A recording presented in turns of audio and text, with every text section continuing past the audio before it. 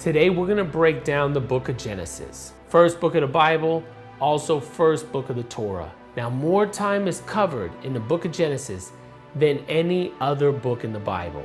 I would almost challenge to say it covers so much time that if you took the whole Bible and put it together, it still wouldn't cover as much time as Genesis does. I like to think of Genesis as three sections. Section 1, creation. Section 2, the early legends of the world. And section 3, which is going to start in chapter 12, it's going to be God becoming the personal God of a Hebrew man and his family that by the 4th generation are going to introduce us into what's going to be known as the Israelites and the 12 tribes of Israel. Now, we talked about this a little bit before, but let's break this down. Section 1, creation. It's honestly a couple pages. And it tells the story of the creation of the world. Now, what some people don't know is it actually is two different creation stories. See, chapter 1 is different than chapter 2. Now remember, I don't want you to trip. We're gonna do a whole different episode that really goes into detail on it. But just remember, this is a creation story or creation stories. What it's not is a first person account of, yeah, I was there when God created the world and this is what happened. This is not fact-finding. What it does do, though, is it describes how God, the one true God to the Israelites, created the world. And there's a term I hear frequently that I love, how God created order from the chaos. And we're going to talk about that in the other lecture too. But the purpose is to show how all of this world was created by one God. Because remember, at that time, everyone else believed in multiple gods. Now, section 2 is the early legends of the world. And again, it's not meant to be history, okay? It's meant to tell you how and why the world is the way that it is. So here you're gonna get famous legends like the fall of man, Adam and Eve, right? It's a story about how sin is introduced into the world. Cain and Abel, a story about jealousy and rage even between brothers. Noah and the ark, a story that explains one of the greatest floods that at one time covered the earth. The Tower of Babel, a story that talks about how we got so many different languages. Now, if you just read these little tiny short stories that are in only a few chapters, we're really spanning thousands of years. And each one of them has a little theme. We talked about it. The fall of man has a lot of themes that still hold true today in Christianity. Cain and Abel, the same. You see, there are so many little nuggets that describe why the world is the way that it is. And they do it through these little stories. And that's the first 11 chapters of Genesis. Then chapter 12 to 50, which is the rest of the book, it's gonna feel like a totally different book. And it's because it stops being the famous legends and it instead becomes, let us introduce you into how God became the God of Israel through this one family. Through the most famous dude, Abraham. Now, we've talked about this a lot, but in chapter 12 through 50, we're gonna meet Abraham and his wife. We're gonna learn of God's promise. You've also maybe heard the term covenant, and that Abraham, this guy, is gonna be the father of many nations. Now, of course, that's because this one dude is where all of the Israelites come from. Then we meet his son, Isaac, just as famous, and we learn his story. Remember, Isaac's the 2nd generation now because it's going to be 4 generations. Then his son Jacob, who's going to be renamed as Israel, hence the 12 tribes of Israel. Now this guy Jacob, who's going to be Israel, is the 3rd generation, and he's going to have 12 sons. And the story of who these 12 sons were mostly focused through the lens of the son Joseph. And God's gonna put Joseph, this 1 out of 12 sons, in a position to save the whole family. And it's really about how these 12 sons end up becoming the fathers of the 12 tribes of Israel. Now, for anybody in there who's done a lot of digging, I know this is a very, very, very simple explanation, but that's what we're here for.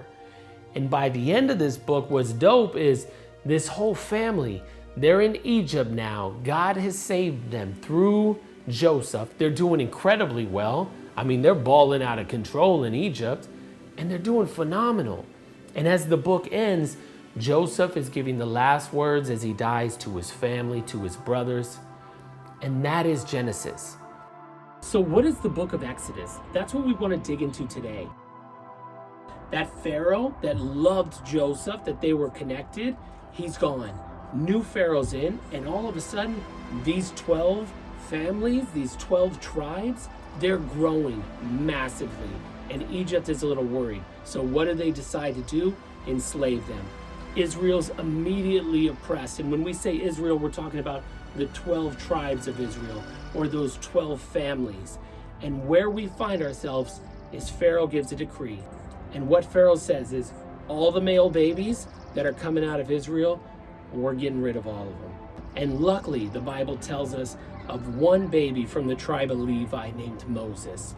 His sister, she watches him as he's put in a basket, and Pharaoh's daughter ends up finding this basket with this beautiful little baby Moses, takes him in, and Moses, who's actually an Israelite from the tribe of Levi, ends up growing up in the Pharaoh's daughter's household.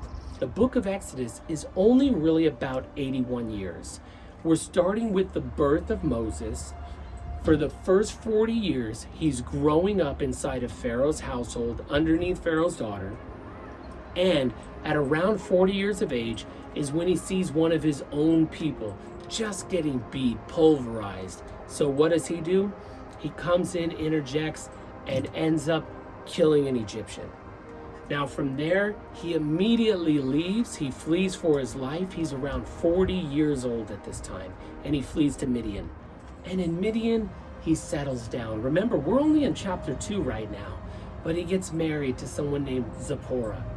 It's the daughter of the priest of Midian.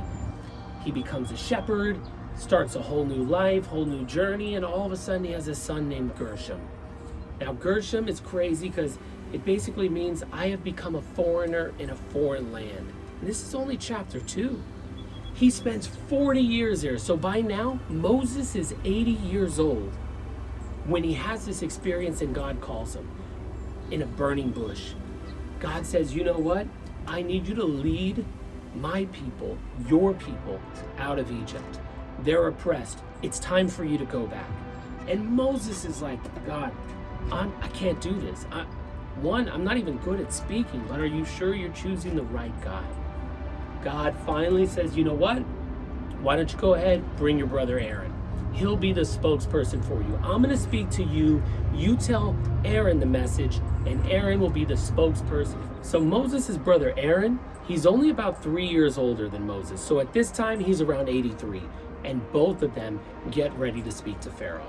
Now remember, we're only in chapter 5 of the book of Exodus, and there's 40 chapters in this book. So 80 years have passed, 80 years from Moses' birth, those first 40 years in Pharaoh's household, 40 years in Midian, getting married, leaving his life behind, and now at the age of 80, God's sending him in chapter 5 back to Egypt. And he has one message: let my people go. Now we know there's been lots of famous movies, 10 Commandments, all of those things, and that is where the 10 plagues come up in this epic showdown between Moses, his brother Aaron, and the Pharaoh.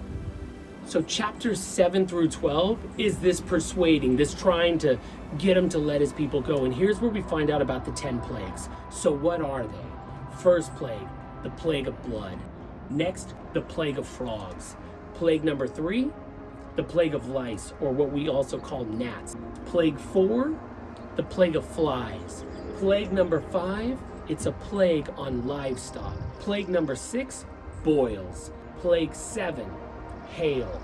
Plague number 8, the plague of locusts, a swarm of locusts. Plague 9, darkness. And the 10th plague that happens is the firstborn of everyone in Egypt is going to die. But here is also an epic thing that happens. And remember, we're only around chapter 12 right now of Exodus. We're going to now hear about the Passover. Now, the Passover is a very, very, very famous holiday, and this is where it originates. If they smear some blood over the doorpost, the angel of death that's coming through that night is going to pass over their house, and no one in that house will die. Now we're finishing up Chapters 12, now it's time to let the people go. Pharaoh finally agrees, and then he changes his mind, and he's chasing them. Now this is where that epic moment that we've all heard about, the crossing of the Red Sea, starts to happen. Chapter 14, they're trying to get away, they're trying to escape. Pharaoh and the armies are all coming after them, and God parts the Red Sea so they can all make it across safely. And as he does that, boom, right when they get through, and Pharaoh and the chariots are headed right after him, the waters go back and basically knock out the Egyptians. So now they're free. And we're just only finishing chapter 14. Chapter 15 is actually kind of cool because Moses' sister, Miriam, his older sister, is mentioned. This is the same sister that watched over him in a little tiny basket going down the Nile when he was a baby to save his life. And here in chapter 15 of Exodus, it says she was a prophetess and she helped lead this amazing song to praise God in Exodus 15. So where are we going here? The hardships. You see, in 16 and 17, they think that everything's going to be great. They're finally free. God's going to take them to the promised land. Except they have no food and they have no water. So immediately they're complaining. They don't like it. What are they going to do? This is horrible. Why did God even bring them out there if this is what it's going to be like? God starts sending down what they call manna, or bread from heaven. He even gets quails to come literally out of nowhere. And when they're dying of thirst, he tells Moses to hit a rock and water comes out of the rock. He's literally saving them at every single moment. Now, as they're headed to Mount Sinai, so the Amalekites, a neighboring area, knows they've just escaped and wants to attack them, wants to rush in, and they do. This is where we first hear this name, Joshua, an amazing name of the Bible, who actually has a book in the Bible named Joshua. Joshua is going to be the leader of the army, and Moses is going to say, Joshua, go gather the people. We're going to have to fight the Amalekites. Now, a great story happens here. As they're fighting, whenever Moses' hands are up and he's holding up his staff, the Israelites are winning. Whenever his arms get tired and they start to fall, the Israelites start losing. So two people come to hold up Moses' hand for this battle until they win the entire thing. Now by this time we're in Exodus 18 and something is starting to happen. The people are starting to complain. And this is where Moses' father-in-law, he comes into town and he basically says, listen, Moses, right now you have to be over every single argument. Why? What if we changed that? What if you set up a group of elders to help you decide things? They can handle the smaller stuff, you can handle the bigger stuff. So Moses does just that. Now by chapters 19, we're arriving at Mount Sinai. This is where God has been leading them to for this exact moment. Now remember, only a very small period of time has passed. We're talking about maybe a month or two. So the first chapters is literally 80 years. And when we're talking chapters 5 to chapters 40, it's only about a year that these 35 chapters are actually spanning.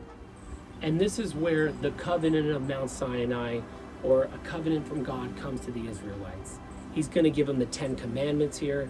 He's going to let them know, listen, if you follow me and if you stay with me and obey my commandments, you will be my special people. I will love you like crazy.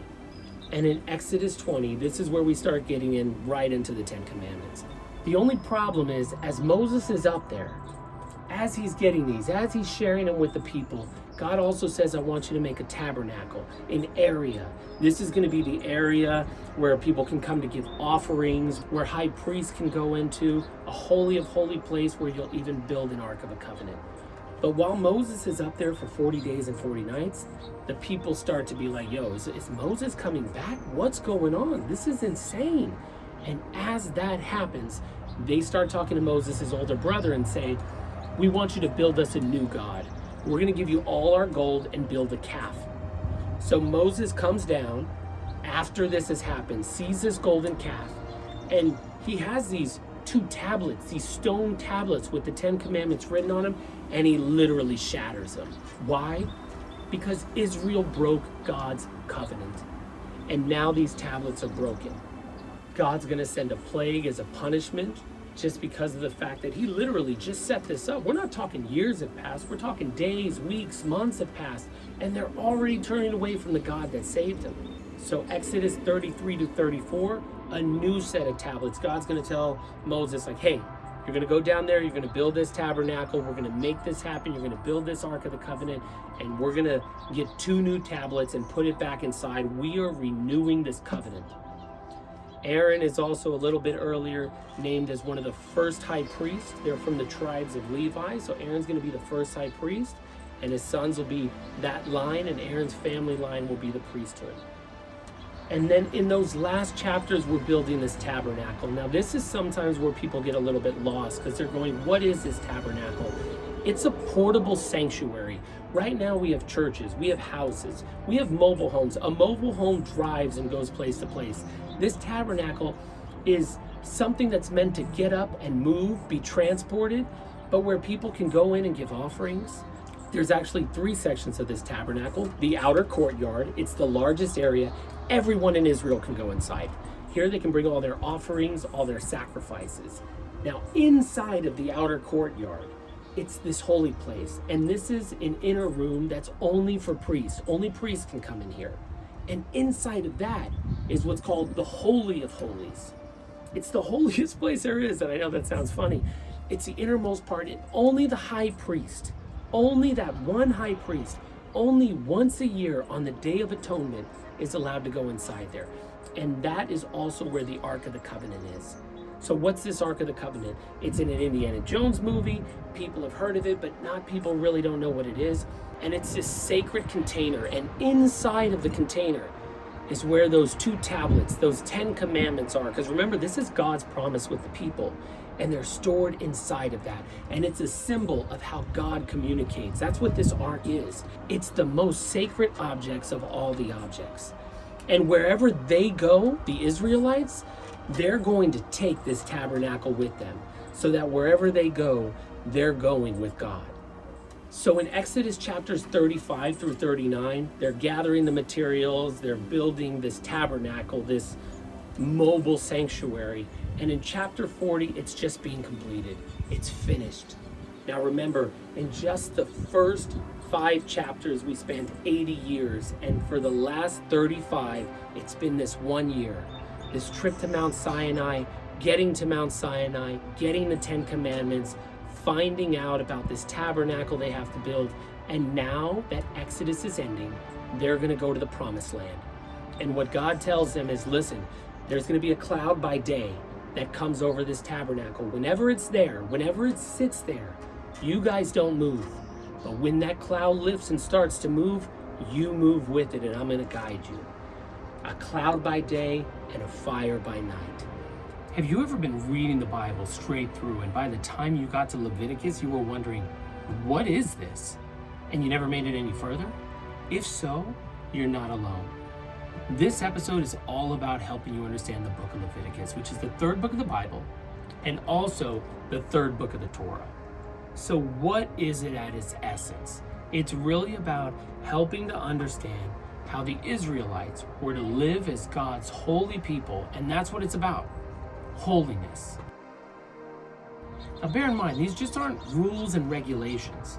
It's also about what are going to be their rituals, their holidays, what do they celebrate, what's sacred to them, and even ethical and moral behaviors. And one of the biggest overarching themes is be holy because God's holy. If you really want to go in depth on how we got here, I recommend going back and watching the Genesis episode and the Exodus episode. But as a reminder, at the end of Exodus, God is using Moses and his brother Aaron to free the Israelites. They head to Mount Sinai, get the 10 Commandments and instructions on how to build the tabernacle, which was that portable sanctuary. And Leviticus is picking up right after that. However, you kind of feel like you get thrown if you're reading straight through, because Genesis and Exodus are like this sweeping saga, and then Leviticus just sort of stops. And what do I mean by that? Well, if you just read Genesis and Exodus, we're dealing with wars, betrayals, floods, slavery, big miracles. And remember, Genesis is spanning thousands of years. and Exodus another 81 years. But then you get to Leviticus and it sort of just stops. And it's going to feel like you're taking a break from that big long saga and stepping into a classroom. And for a lot of people, to be honest, that throws them. But remember, when this was written, there wasn't a Bible. There wasn't 66 books. They were all separate scrolls. And the purpose of the Leviticus scroll is different than the purpose of the Exodus scroll. And what do I mean by that? Well, a math book teaches you math, and a history book teaches you history. And in school, you're going to read both. Now, they're both books, but you don't read a math book the same way you read a history book. You read math to understand the rules, formulas of mathematics, but in a history book, you get these sweeping narratives. And Leviticus is kind of like a math book. It's going to help you see how this society starts to grow and the rules from that. And we're going to take a break from the story and focus on the formulas that it takes to make God's people holy. Now, you might be wondering, but why is that important for me or for any of us? Well, a few reasons. One, we want to give you some history into the culture. Two, we want to help you to understand that the world was a different place at this time, and there were ways that God needed them to separate themselves from the other communities and other nations that had different gods and different ways to live. And three, to learn the history behind how a family became a civilization and how that civilization governed themselves under these laws. Now, it's actually kind of interesting to me because Leviticus, I think, is probably one of the least read books by Christians, and yet it's one of the most read books by Orthodox Jews. Almost half of what they call the 613 laws or commandments are in this one book. So what's in the content itself, in the structure? Section 1 is all about offerings and sacrifices, and that's going to take us from chapters 1 through 7. We're going to talk about burnt offerings, grain offerings, peace offerings, sin offerings, guilt offerings. And it's important to note, a lot of people go, okay, so this is kind of where if you do something wrong, you sacrifice an animal, right? That's not really how this book is set up, nor how this community was. To be honest, the different offerings and sacrifices, they all have different purposes, different ways to perform them, and it really talks you through that. Now, section 2, by the time we get to chapter 8, I call this the priestly laws and consecration. Now remember, Moses' brother Aaron, who was with him on this whole journey, in Exodus we're told he's going to be the high priest, the first high priest, and his sons are going to be the priestly line. And this is talking about what is expected of them. Because priest, here, we're not talking about in the future, we're just talking about right here, when these people are first getting established, are the mediator between God and the Israelites. You bring your sacrifices, you bring your offerings to the priest, but he gives them special laws. And in chapter 10, unfortunately, 2 of Aaron's sons just completely break the laws, throw them out the window, and it ends up costing them their life. Section 3 is about the laws of purity, and this is really kind of chapters 11 through 15. We're going to dig into laws about what's considered clean and unclean. Now remember, this is the first time they're setting up their civilization, so they're going into everything: dietary laws, which animals to eat, bodily discharge, purification after childbirth. And you might be going, yeah, but cool, what's that have to do with anything? Why would you have a law about what animal to eat and what animal not to eat? And I can't truthfully answer that. But I can say, we have laws about what we can eat and what we can't eat, so why would their culture be any different? And I know it can be hard for people to grasp reading this because thousands of years later, we are so far removed. But remember, this is about separating themselves from the other nations and being pure and holy before God. Section 4, right around chapter 16, remember there's 27 chapters, is about the Day of Atonement. Now this is probably one of the most important days at all. It's going to happen once a year. And if you remember, in that tabernacle, that portable sanctuary, the innermost place was the Holy of Holies that only your high priest could go into once a year. That was the Day of Atonement. And that where he goes in and he is making an atonement for the sins of all of Israel, all the people. Section 5, some people will call this the holiness code or your ethical class. And honestly, this is more day-to-day life. Ethical behaviors, sexual purity, even justice within the community. It also delves into things like caring for the poor, showing kindness to strangers. It's honestly a true reminder that holiness and ethics are intertwined. They go hand in hand. God was trying to build a just yet compassionate society. Now, section 6, I guess you could call this almost the holidays. And this is going to start around chapter 23. And I don't mean holidays like you take a day off of work, but these are the things that they're trying to establish in their community that are important for them to celebrate. And all these things revolve around God. Things like the Passover is a big one. We talked about that in Exodus. That was part of how the people got free. You also have the Sabbath, which is talked about in Genesis. You also get the Day of Atonement here. And probably also one of the bigger ones is the Year of Jubilee, which is really significant because this is a year that sort of restores balance that they're going to celebrate. And what does that mean? That means land, actual land, would be returned to an original owner if they lost it. Liberation of slaves. If somebody was in slavery, they'd be liberated. It's in essence emphasizing how important it is to have, yes, justice, rules, laws, but also a balance in society. And at the end of the book, it's reminding Israel, listen, you need to be holy because God's holy. And if they follow him, they're going to be blessed. And if they don't, there's going to be consequences. And remember, this is important because you might be going, well, this is coming out of nowhere. Exodus, God makes an offer. He makes a covenant. He makes a promise. He says, do you want to be my special people? If so, follow me. This is what that book is setting up. It's setting up that covenant because the Israelites, they agreed. They said, we're all in. And God says, if you're all in, here's what we're going to do. This is how you become holy. Now, here's the hard part, because you might be thinking, wow, this guy really expects me to go through Leviticus, understand every law, keep every law, in essence, be perfect and never make a mistake, and that's the only way that I keep my covenant with God.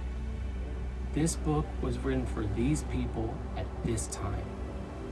If you're reading this whole thing and looking for the meanings behind the law, what was God really trying to establish? You have to read the whole thing, not just Leviticus, not just the Torah, but the entire Bible. Because what it's teaching you, even if you look at these laws, what is this law's intentions? It's to teach you to love God, to make him the most important thing in your life, and to love people in your community, to take care of your community, and to set yourselves apart from other communities and other nations that don't believe those two things. The problem is, after Leviticus, for centuries and centuries, even up until the moment that Jesus came, people have always been trying to figure out how to bend the rules, how to skirt around the sides of a law, and how to find loopholes so you can still live your life any way that you want. And that is absolutely not the point of the book. And that, to me, is what's so important in the New Testament and is so cool about Jesus and what he brings to that message. And that's everything we have for you for the book of Leviticus today. I want you to imagine over 600,000 Israelites are headed for the promised land, led by a cloud by day and a fire by night, betrayal by a brother and a sister, a nation turning their backs on God, and a revolt by an Israelite named Korah. Then God's decision to make his special people wander 40 years and only let their kids enter the promised land. All that stuff happens in the book of Numbers.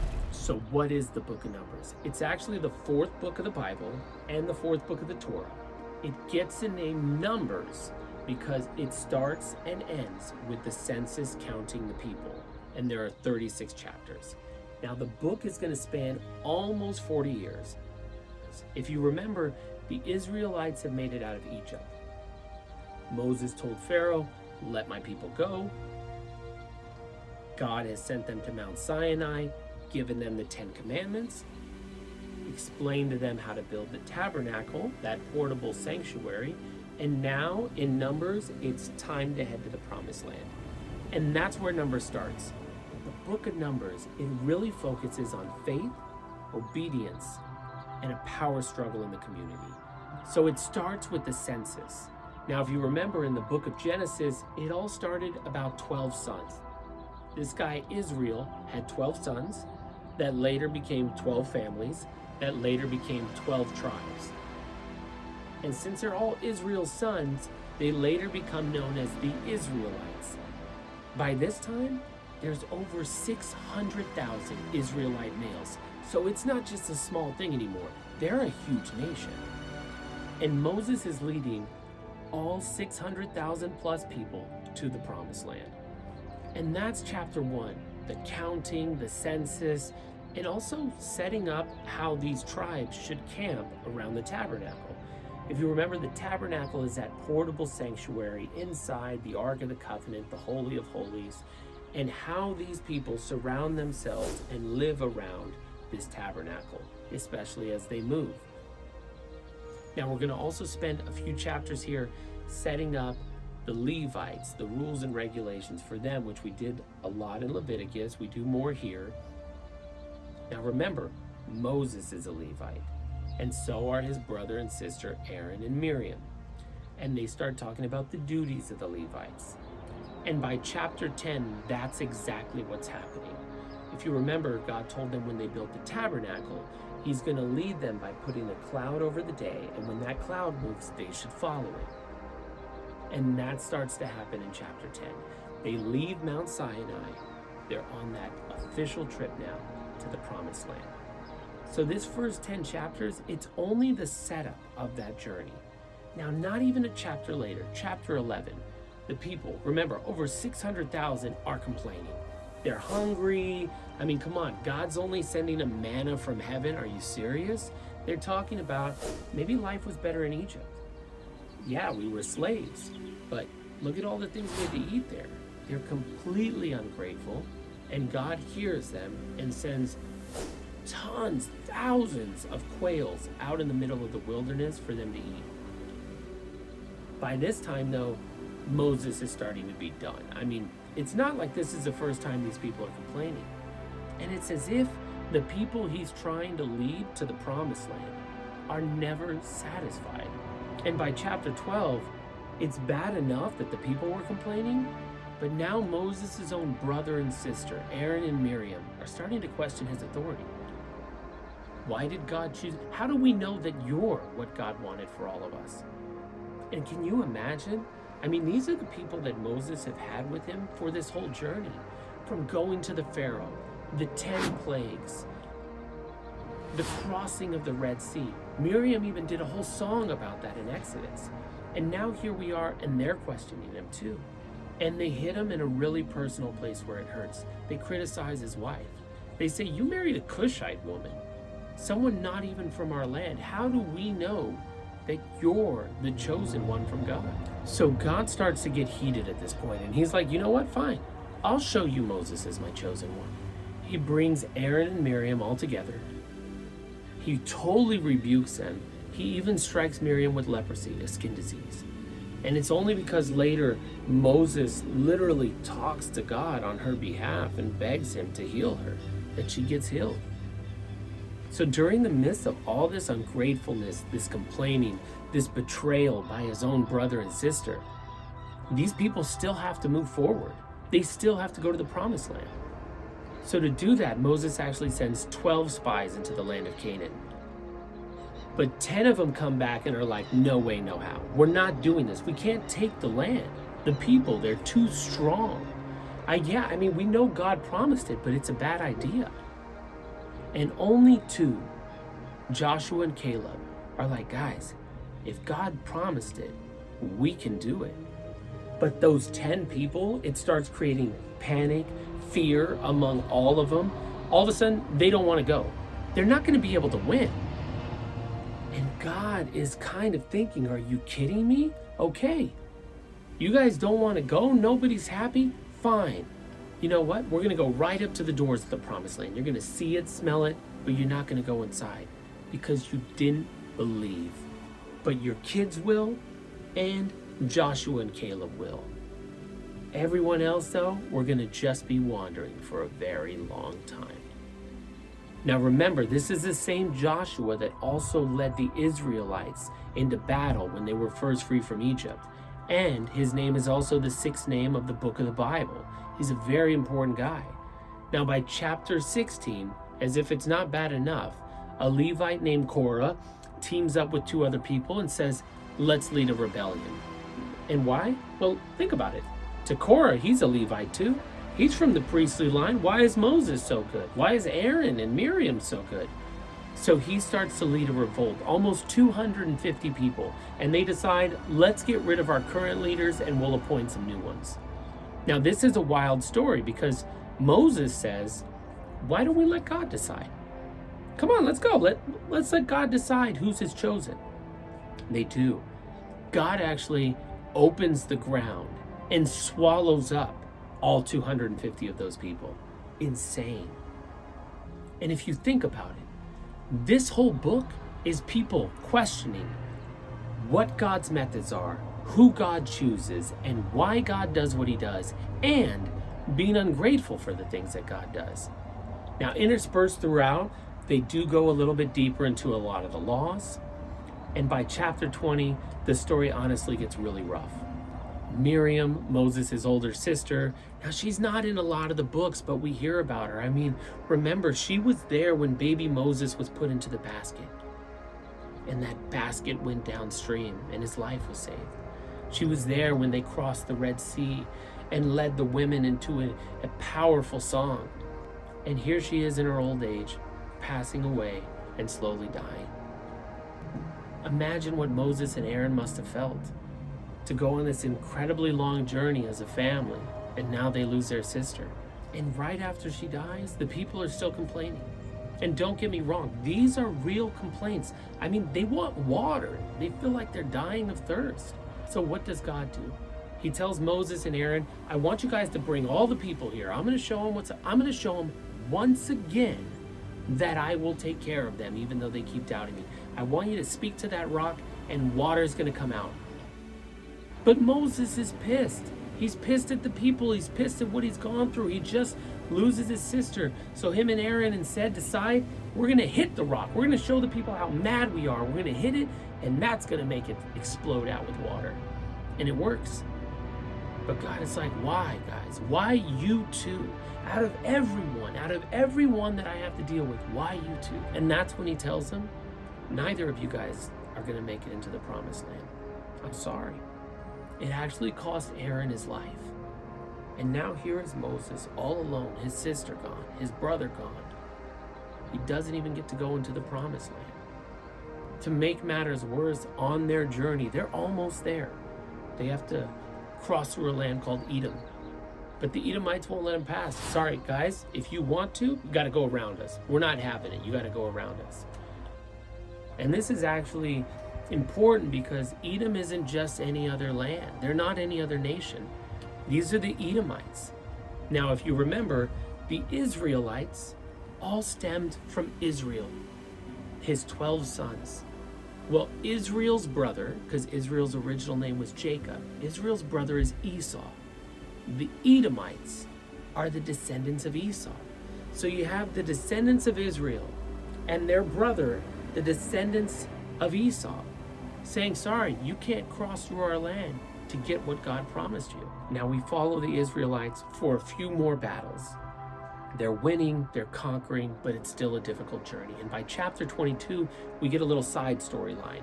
It starts to feel random, but on their way, as they're getting closer to Canaan, the promised land, the Moabites and the Midianites, they start going, hey guys, they're getting really close to us. And we know God's letting them take out whoever. Why don't we team up? Let's hire a prophet. We'll get this guy. I know him. He's a pagan prophet. His name's Balaam. And what we'll do is we'll have him put a curse on the Israelites. So they hire him, promise him riches. And Balaam comes and says, hey, God told me I can't. I'm sorry. But they keep offering him more and more. And this guy tries, this prophet, he tries to speak against him, but it doesn't work. God won't even let the words come out of his mouth. So in chapter 25, since it didn't work, we find out the Moabites and the Midianites have a new plan. We're going to get the women in our land to seduce them, to pull them away. Now remember, this is important because at this period in time, they're a polytheistic society, which means the Israelites are the only people that believe in their God, the one true God. Everyone else has different gods. So when these women come, they try to seduce the men, they try to sleep with them. They say, now come offer sacrifices to our God. And they do. God, as you can imagine, is furious. He's like, guys, why are you turning away from me? Why are you following after everyone else but me, the one guy who's trying to save you? And he ends up unleashing a plague on the people, and it takes out a lot of the Israelites. By chapter 26, a lot has happened. It's almost been 40 years that they've been wandering, and now the second census is about to be taken. They're now counting that it's a whole new generation. How many people are going to be able to go in now to the promised land? Through that epic journey, we've seen so much failure, so much rebellion, the death of two of our three important characters, Miriam and Aaron. And now it's Moses and this new generation, and they're figuring out how many are left to be able to go inside this new land. And Moses knows he can't go in. So here's where God tells him, appoint a successor. Who's the person that's taking over after you? And it's Joshua, the one who's led them into great battles. The one who went in as a spy to Canaan and wasn't afraid to go after what God promised them. And think about it. When Moses started this journey, he was 80. He's almost 120 now, and he's getting ready to see the end of an era. So the next few chapters, they're getting ready to go into the promised land. God is reminding them of specific offerings they need to do, sacred holidays / festivals, and a few more laws on how to make vows. I mean, remember, we talked in Leviticus, because this is a lot of people. He is trying to set up this nation to be holy, because God is holy. And this nation is still figuring out their day-to-day, and these extra laws are coming in to help them do that. And by chapter 31, they're going to go to war against Midian. Now, if you remember, the Moabites and the Midianites, they teamed up. They sent the women to try to seduce them. And this is where the Israelites go in there. They're going to go in and now fight the Midianites. And they even take out Balaam, that prophet. And this is where we're dropped with the bombshell. Because Balaam could not physically speak out against them, God wouldn't let him have the words. He's actually the one that told them, send in your women. I can't put a curse on them, but send in your women to seduce them away to your gods. And for that, it cost Balaam his life. In chapter 32, two of the tribes, remember there's 12 of them, Reuben and Gad, they go, look, we know you guys are going into Canaan. We actually want to set aside right here. It's better agriculturally for us. Will you allow it? Moses is nervous because he doesn't want everyone to go, well, maybe we don't go in at all. But these two tribes, they say, listen, we're still going to fight with you. We're still going to go in and conquer that land. We're still going to take it because God said we can. But allow us to settle here. And Moses agrees. By chapter 33, we're summarizing the entire journey, what it's led up to.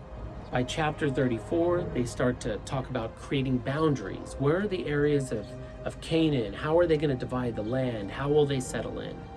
And the book ends with Israel camped out on the plains of Moab, ready to take over Canaan, ready to go into that land that God promised Abraham all the way back in Genesis.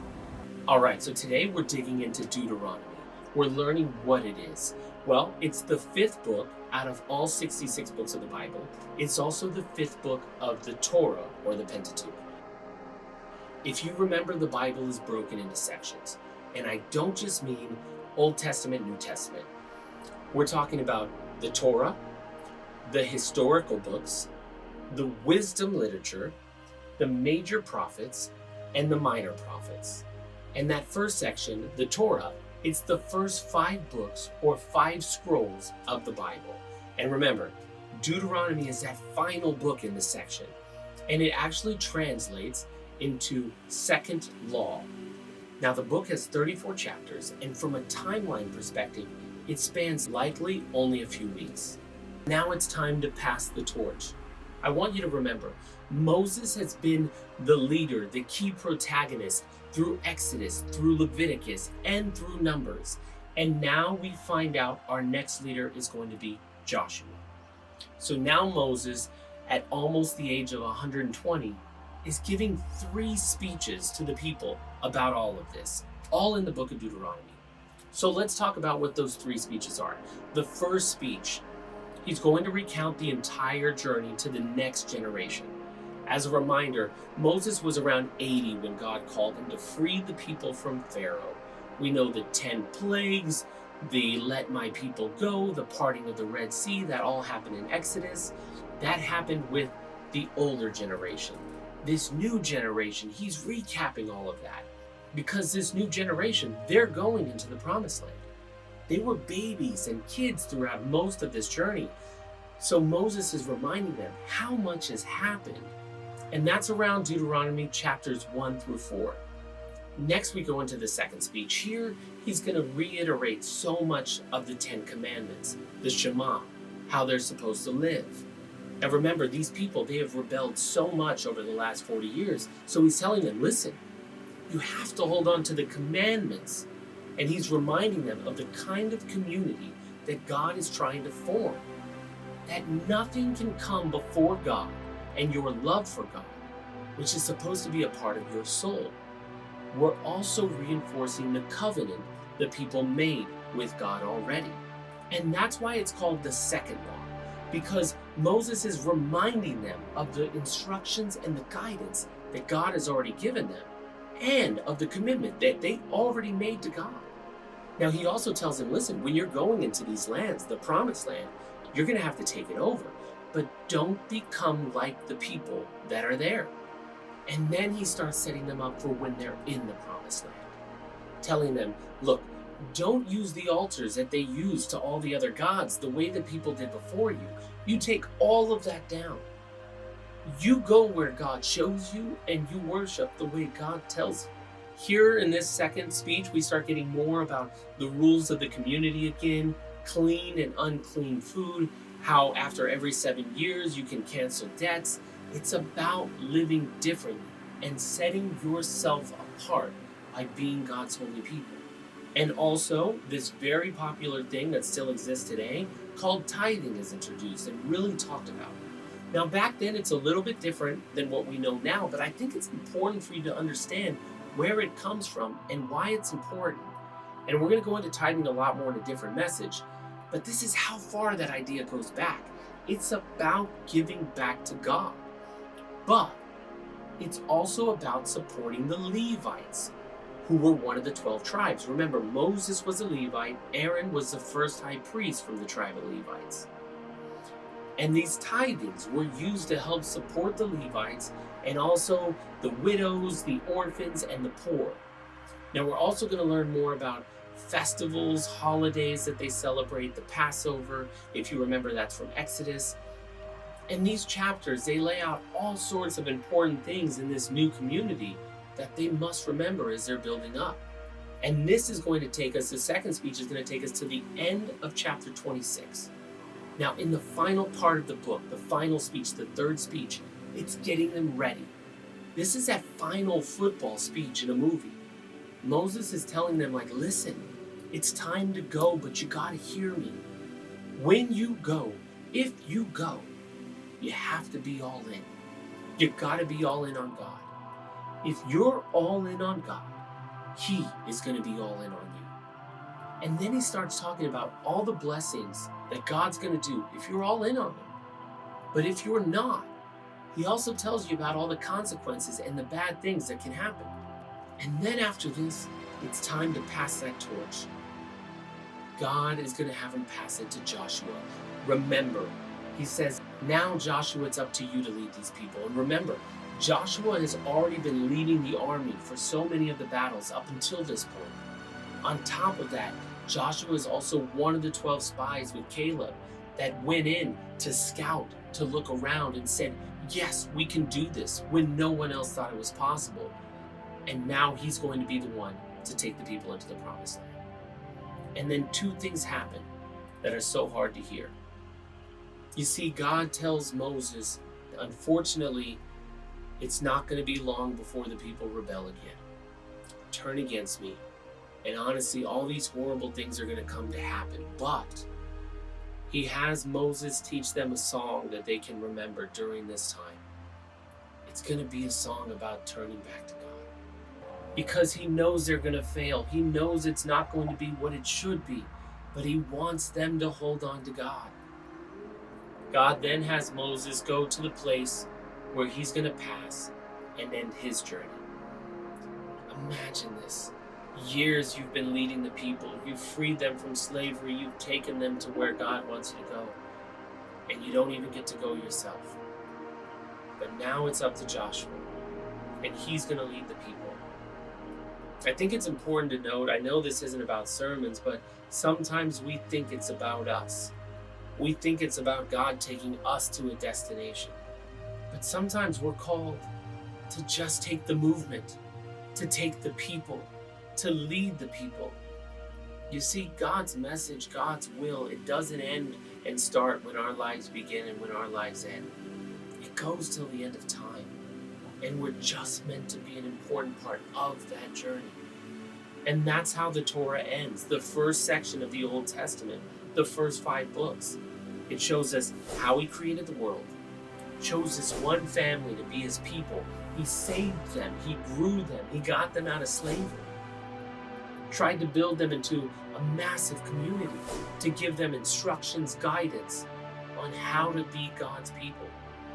Tried to bring them to the promised land, and how time and time again they turned their backs on him. But he never gave up on his people, ever. And he brought them to a land full of milk and honey. He set them up with laws, made them a true civilization. He kept trying to guide them, even showed them the importance of the tabernacle and how to take God everywhere that they go. And this is the end of the Torah, the first 5 books. The next section of the Bible is called the historical books. And this is going to start with Joshua and how they're going to head into the promised land. Now, if you have a deep desire to learn more about God, then come back every week. We're going to dig into so many things from this Bible, help it be a lot easier to digest and to understand, and to take you on this journey with us. Like and subscribe. Don't just go to church. Don't just pray. Don't just get into a Bible study group. Do it all. Find out more about the Creator of the world and come on this journey with us, because we're all flawed, but we have faith that God can still do great things with us.